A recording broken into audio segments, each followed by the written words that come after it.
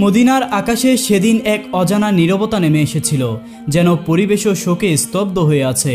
শহর জুড়ে ছড়িয়ে পড়েছে প্রিয় নবীজির অসুস্থতার খবর। এই সংবাদ শুনে হযরত ফাতেমা রাদিয়াল্লাহু তাআলা আনহা ছুটে চলেছেন তার পিতার ঘরের দিকে। দিনটা যেন চাঁদের আলো থেকেও নিঃশ্বসিত হয়ে পড়েছে।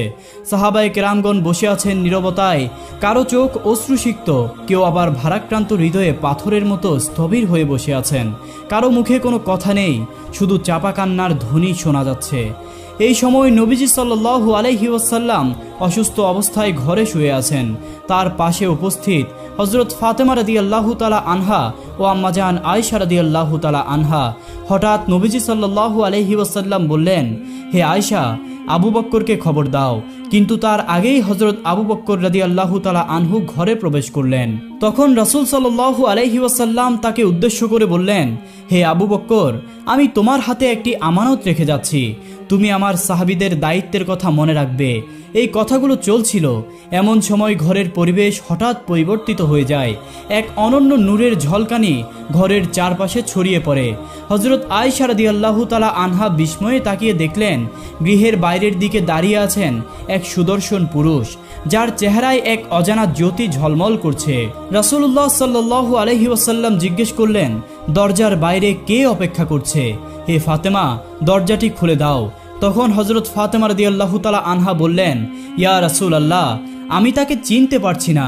তিনি এক চমৎকার রূপবান ব্যক্তি। নবীজি সাল্লাল্লাহু আলাইহি ওয়াসাল্লাম উত্তর দিলেন, তুমি কিভাবে চিনবে? তিনি এমন একজন মহাপরাক্রমশালী ফেরেশতা, যিনি কখনো খালি হাতে ফিরে যান না। তিনি হলেন মালাকুল মাউত, হযরত আজরাইল আলাইহিস সালাম। এই কথা শুনে হযরত ফাতেমা রাদিয়াল্লাহু তাআলা আনহা চোখ থেকে অশ্রু ঝরাতে লাগলেন। মুহূর্তেই পরিবেশ আরো গম্ভীর হয়ে উঠল।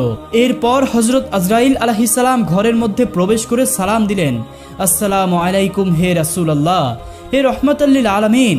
আল্লাহ রাব্বুল আলামিন আপনাকে সালাম জানিয়েছেন এবং আমাকে আপনার কাছে প্রেরণ করেছেন। যদি আপনি অনুমতি দেন তবে আমি আপনার রূহ কবজ করব, আর যদি আপনি না চান তবে আমি ফিরে যাব। যতদিন আপনার ইচ্ছা ততদিন আপনি দুনিয়ায় অবস্থান করবেন। তখন রাসূলুল্লাহ সাল্লাল্লাহু আলাইহি ওয়াসাল্লাম বললেন, হে আজরাইল আলাইহিস সালাম, আমার এখনো আল্লাহর সঙ্গে একটি কথা বাকি আছে। আজরাইল আলাইহিস সালাম জিজ্ঞেস করলেন, ইয়া রাসূলুল্লাহ, কি কথা বাকি আছে? রাসূলুল্লাহ সাল্লাল্লাহু আলাইহি ওয়াসাল্লাম বললেন, আমার প্রিয় ভাই জিবরাইল আলাইহিস সালাম কোথায়? আমি তার সঙ্গে একবার দেখা করতে চাই। এ সময় হযরত জিবরাইল আলাইহিস সালাম প্রথম আসমানে অবস্থান করছিলেন। এই কথা শোনার সঙ্গে সঙ্গেই তিনি দ্রুত নবীজির ঘরে চলে এলেন।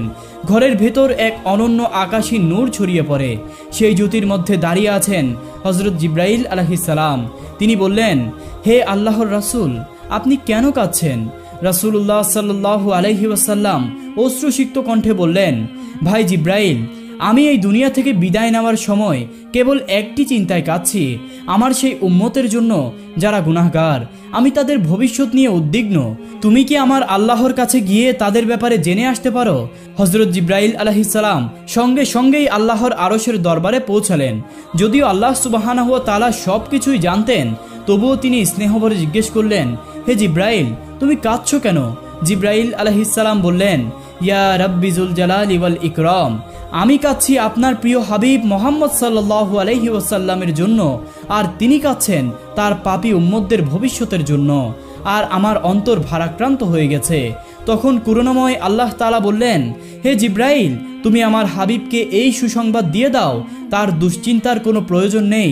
আমার প্রিয় রাসূল যেভাবে তার উম্মতদের প্রতি মমতা ও দয়া দেখিয়েছেন, আমিও তেমন করেই আমার বান্দাদের প্রতি দয়াশীল।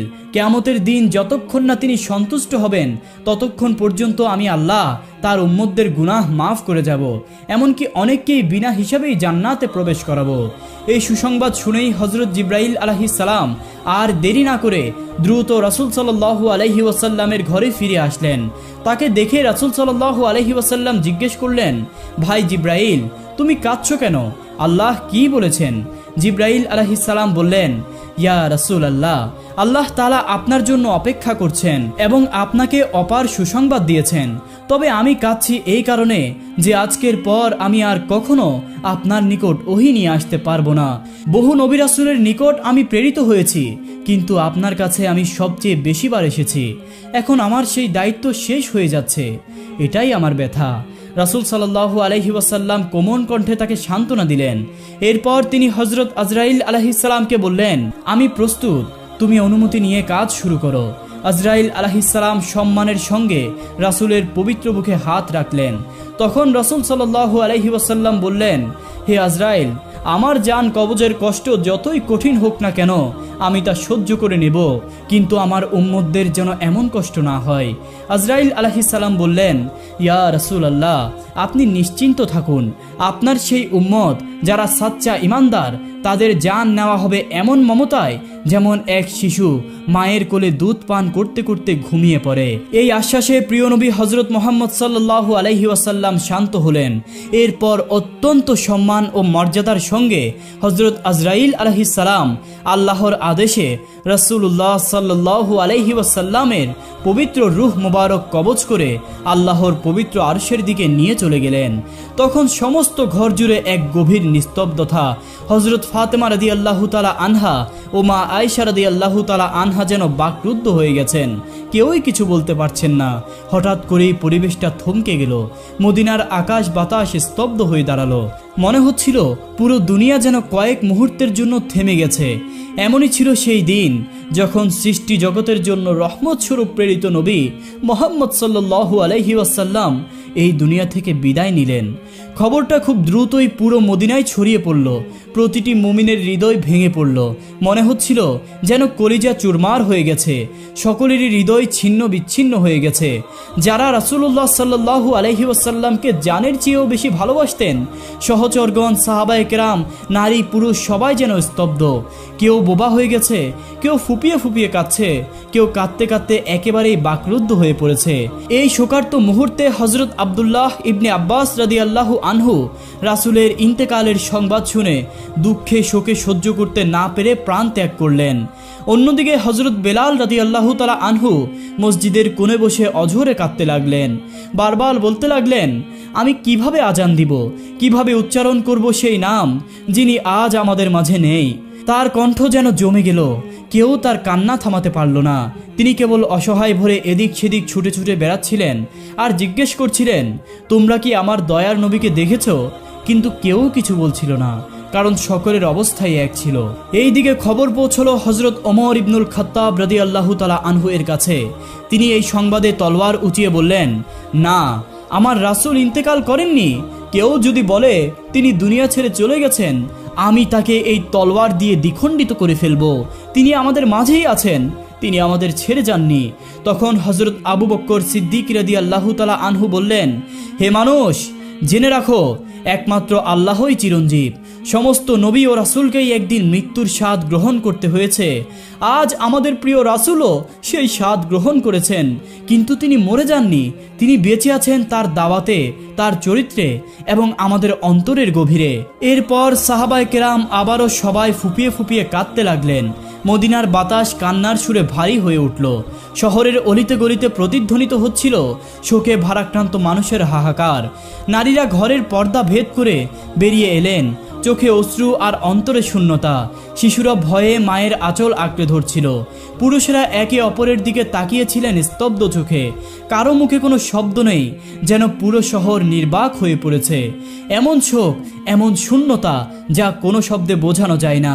কেবল মানুষই কাঁদেনি, কেঁদেছে আসমান, কেঁদেছে জমিন, কেঁদেছে প্রতিটি প্রাণ। এই পরিবেশে ধীরে ধীরে এগিয়ে গেলেন হযরত আবু বকর সিদ্দিক রাদিয়াল্লাহু তাআলা আনহু। তিনি নবীজির ঘরে প্রবেশ করলেন, যেখানে বাতাসেও ছিল এক অপার্থিব শান্তি। জান্নাতের সুবাস যেন ছড়িয়ে পড়ছিল চারদিকে।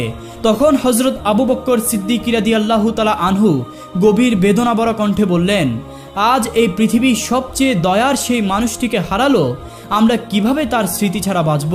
তিনি কাছে গিয়ে রাসূলুল্লাহ সাল্লাল্লাহু আলাইহি ওয়াসাল্লাম এর মোবারক মুখ উন্মুক্ত করলেন। সে মুখে ছিল প্রশান্তি, ছিল নূর। আবেগে বিগলিত হয়ে তিনি সেই পবিত্র মুখে চুম্বন করলেন। তারপর কাঁপা কাঁপা গলায় বললেন, আমার জান মাল, আমার মা বাবা আপনার জন্য কুরবানি হোক। আপনার জীবন যেমন পবিত্র, মৃত্যুও তেমনই মর্যাদাপূর্ণ। আল্লাহর কসম, আপনাকে আর কোনো মৃত্যু ছুতে পারবে না। ঘর থেকে বেরিয়ে এসে তিনি দেখলেন হযরত ওমর রাদিয়াল্লাহু তাআলা আনহু এখনো হতবিহ্বল, যেন বিশ্বাসই করতে পারছেন না। উত্তেজনায় তলোয়ার উঠিয়ে বলছেন, রাসূল সাল্লাল্লাহু আলাইহি ওয়াসাল্লাম মারা যাননি, রাসূল সাল্লাল্লাহু আলাইহি ওয়াসাল্লাম মারা যাননি। তখন হযরত আবু বকর সিদ্দিক রাদিয়াল্লাহু তাআলা আনহু তাকে শান্তভাবে থামালেন। কোমল অথচ দৃঢ় কণ্ঠে বললেন, হে ওমর, তুমি ধৈর্য ধরো, নিজেকে সংযত করো, স্মরণ রেখো প্রত্যেক প্রাণীকে মৃত্যুর স্বাদ গ্রহণ করতে হবে। এদিকে হযরত ফাতেমা রাদিয়াল্লাহু তাআলা আনহা ক্রন্দনরত কণ্ঠে বলছিলেন, আমার প্রিয় আব্বাজান আল্লাহর ডাকে সাড়া দিয়ে জান্নাতুল ফেরদাউসে চলে গেছেন, কিন্তু আমার এই অন্তরের জ্বালা, এই শূন্যতার খবর কে রাখবে? এদিকে হযরত আলী রাদিয়াল্লাহু তাআলা আনহু যেন শোকের ভারে ভারাক্রান্ত হয়ে পাথরের মতো নিস্তব্ধ হয়ে গেলেন। কথা বলার শক্তিও হারিয়ে ফেলেছিলেন। প্রিয় নবীর বিদায় বেলায় সাহাবীগণ, পরিবারের সদস্যরা, মুজাহিদরা সবার চোখে এক অভিন্ন বেদনার স্রোত। পুরো মদিনা যেন বাকরুদ্ধ হয়ে নিস্তব্ধ। এমন শোকাকুল অবস্থায়ও হযরত আবু বকর সিদ্দিক রাদিয়াল্লাহু তাআলা আনহু নিজেকে সংযত রাখলেন। তিনি ধৈর্যের সাথে সবাইকে সান্ত্বনা দিতে লাগলেন এবং মুসলিম উম্মাহকে এই কঠিন মুহূর্তে বিভক্ত না হওয়ার উপদেশ দিলেন। প্রিয় নবীর পবিত্র দেহ মোবারক তখনও ঘরের ভেতর শুয়েছিলেন। এমন সময় একটি জরুরি প্রশ্ন সামনে এলো, কে হবেন মুসলিম জাতির পরবর্তী খলিফা? রাসূলুল্লাহ সাল্লাল্লাহু আলাইহি ওয়াসাল্লাম এই বিষয়ে কোনো নির্দিষ্ট নির্দেশ দিয়ে যাননি, যাতে পরবর্তীতে কোনো মতভেদ না দেখা যায়। এই অবস্থায় অভিজ্ঞ ও প্রজ্ঞ সাহাবীগণ একত্রিত হয়ে খিলাফতের বিষয়ে আলোচনা শুরু করলেন। কিন্তু আলোচনার শুরুতেই ভিন্ন ভিন্ন মত দেখা দিল। আনসার ও মুজাহিদ সাহাবীরা নিজ নিজ দৃষ্টিকোণ থেকে খিলাফতের দাবিতে যুক্তি তুলে ধরছিলেন। বিতর্ক যেন উত্তপ্ত হতে যাচ্ছিল। ঠিক তখন হযরত ওমর ফারুক রাদিয়াল্লাহু তাআলা আনহু সামনে এসে দৃঢ় কণ্ঠে ঘোষণা করলেন, মুসলিম উম্মার নেতৃত্বের যোগ্য হলেন হযরত আবু বকর সিদ্দিক রাদিয়াল্লাহু আনহু। তিনিই আমাদের প্রকৃত নেতা। আজ আমি তার হাতেই বায়াত গ্রহণ করছি। এই ঘোষণা দিয়ে তিনি আবু বকর রাদিয়াল্লাহু আনহু এর হাতে নিজের হাত রাখলেন এবং বায়াত গ্রহণ করলেন। এরপর একে একে অন্যান্য সাহাবীরাও তার পদাঙ্ক অনুসরণ করে আবু বকর রাদিয়াল্লাহু আনহু এর হাতে বায়াত গ্রহণ করতে লাগলেন। অবশেষে মুসলিম উম্মাহ ঐক্যমতে পৌঁছালো যে প্রিয় নবীর পরে আবু বকরই হবেন প্রথম খলিফা। এরপর শুরু হলো প্রিয় নবীর দাফন কাফনের প্রস্তুতি। রাসূলুল্লাহ সাল্লাল্লাহু আলাইহি ওয়াসাল্লামের ঘরেই তার গোসলের ব্যবস্থা করা হয়। কিছু সাহাবী এই পবিত্র দায়িত্ব পালনের জন্য এগিয়ে এলেন। তখন তারা বলছিলেন, আল্লাহর কসম করে বলছি, নবীজির দেহ মোবারক থেকে এমন সুবাস ছড়াচ্ছিল যা দুনিয়ার কোনো সুগন্ধির সঙ্গে তুলনীয় নয়। তখন আমাদের মনে হচ্ছিল যেন জান্নাতের সুঘ্রাণে ঘর ভরে গেছে। এই সময় এক সাহাবী অনুরোধ করলেন, আমরা কি এই পবিত্র কাজের অংশ হতে পারি? হযরত ওসামা ইবনে জায়েদ রাদিয়াল্লাহু তাআলা আনহু পানি এনে দিতেই তিনি গভীর বেদনায় বলে উঠলেন, হে আল্লাহর রাসূল, আপনার এই বিদায় আমাদের এমন কিছু থেকে বঞ্চিত করলো যা আর কখনোই ফিরে পাবো না। আজ ওহির দ্বার চিরতরে বন্ধ হয়ে গেল। আজকের দিনটা গোটা মানব জাতির জন্য সবচেয়ে গভীর শোকের দিন। হযরত আলী রাদিয়াল্লাহু ও হযরত আব্বাস রাদিয়াল্লাহু তাআলা আনহু রাসূল সাল্লাল্লাহু আলাইহি ওয়াসাল্লাম এর পবিত্র দেহ মোবারককে গোসল করানোর কাজ শুরু করলেন। এই এক হৃদয় বিদারক মুহূর্ত। হযরত আলী রাদিয়াল্লাহু তাআলা আনহু চোখের পানি ধরে রাখতে পারলেন না। তার চোখ দিয়ে অবিরাম অশ্রু ঝরছিল। তার হৃদয়ে শোকের ঢেউ বইছিল। তিনি বলছিলেন, আমি কিভাবে গোসল করাবো সেই মানুষকে যিনি ছিলেন সৃষ্টির শ্রেষ্ঠতম, সবচেয়ে পবিত্র?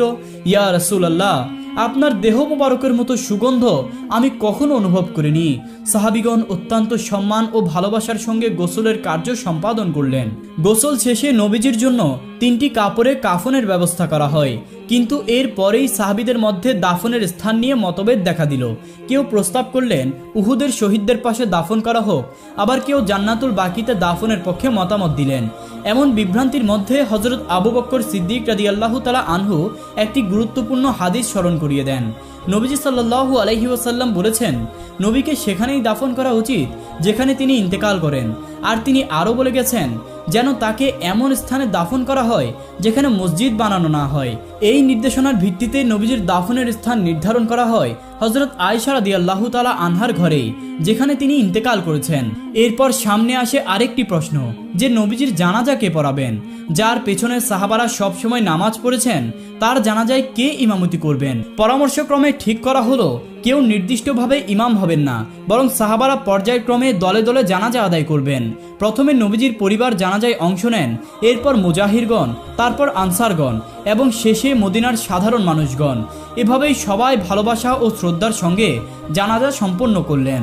জানাজা শেষ হওয়ার প্রায় ৩২ ঘন্টা পর রহমাতাল্লিল আলামিন, সৈয়দুল মুরসালিন, খাতামুন নবীন নবী মুহাম্মদ সাল্লাল্লাহু আলাইহি ওয়াসাল্লামের পবিত্র দেহ মোবারককে দাফন করা হয়। চিরদিনের জন্য মানুষের দৃষ্টির আড়ালে চলে যান তিনি। এরপরে হযরত ফাতেমা রাদিয়াল্লাহু তাআলা আনহা এসে রাসূলুল্লাহ সাল্লাল্লাহু আলাইহি ওয়াসাল্লামের বসার স্থানটিতে উপস্থিত হন। তিনি মাটি ছুঁয়ে কান্নায় ভেঙে পড়েন। তিনি বললেন, আব্বাজান, আপনি তো চলে গেলেন, আমাদের এতিম করে চলে গেলেন। আজ মদিনা এত নিঃশব্দ কেন? কেন বাতাসে আপনার কোমল কণ্ঠস্বর আর শোনা যায় না? বুক ভরা কষ্ট নিয়ে তিনি আর্তনাদ করেন, ইয়া রাসূলুল্লাহ, আপনি তো বলেছিলেন আমরা জান্নাতে একত্রিত হব, কিন্তু আমি কিভাবে সেই সময় পর্যন্ত অপেক্ষা করব? এই পৃথিবী এখন আমার কাছে শুধুই শূন্যতা।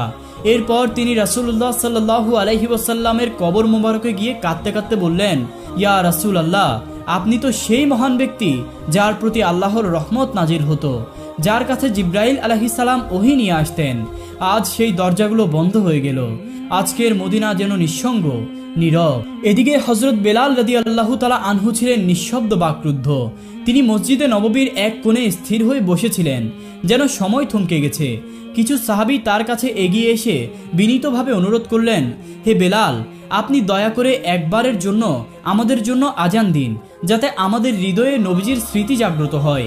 হযরত বেলাল রাদিয়াল্লাহু তাআলা আনহু আজান দেওয়ার জন্য দাঁড়ালেন। তার কণ্ঠ থেকে ভেসে এলো, আল্লাহু আকবার, আল্লাহু আকবার।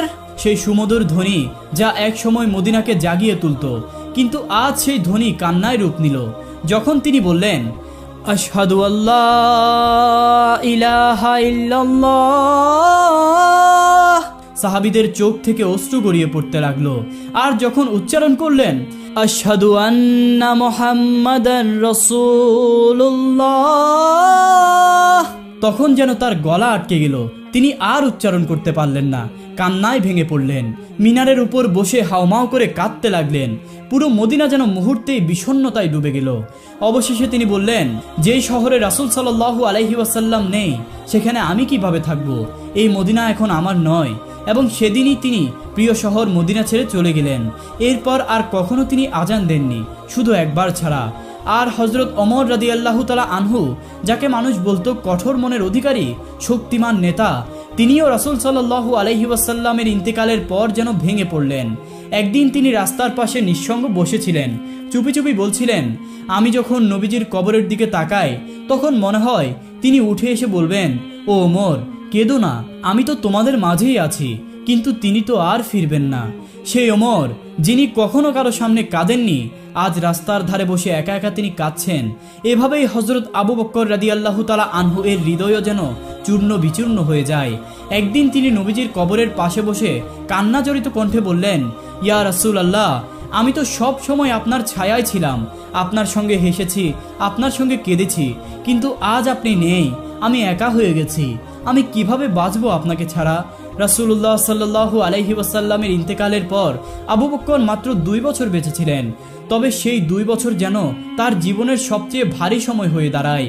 প্রতিটি মুহূর্ত ছিল অপেক্ষা আর বিরহের। কয়েকদিন পর হযরত আবু বকর রাদিয়াল্লাহু তাআলা আনহু এক রাতে নিজ ঘরে শুয়েছিলেন।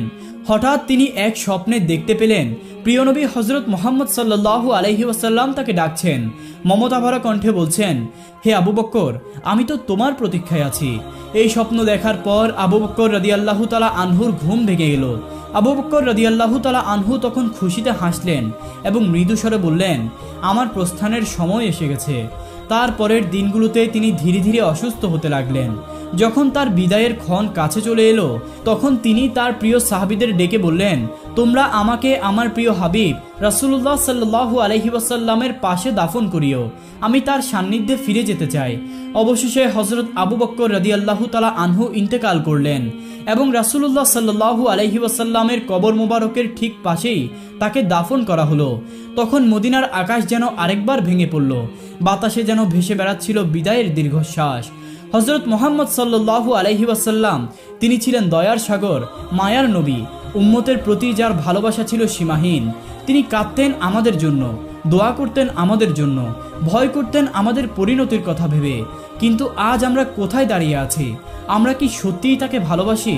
তার সুন্নাহকে আমরা কতটুকু ধারণ করেছি? আমরা কি আজও তার শোক বুকে বয়ে বেড়াই? হে আমাদের রব, আমাদের অন্তরকে নবীজির ভালোবাসায় পরিপূর্ণ করে দাও। আমাদেরকে এমন জীবন দাও যেন আমরা তার পথ অনুসরণ করে চলতে পারি, আর এমন মৃত্যু দান করো যেন জান্নাতে আমরা তার সান্নিধ্য লাভ করতে পারি। আমিন।